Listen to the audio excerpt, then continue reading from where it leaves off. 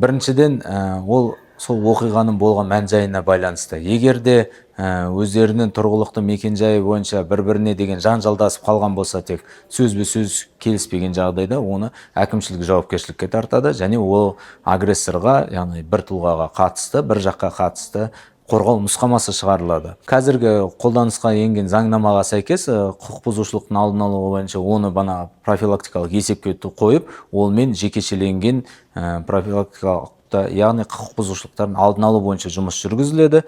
Егер де қандай да бір тарап екінші тарапқа қол сұғушылық жасаған болса, онда ол қылмыстық кодекстің 109 немесе 108 баптары бойынша жауапкершілікке тартылады.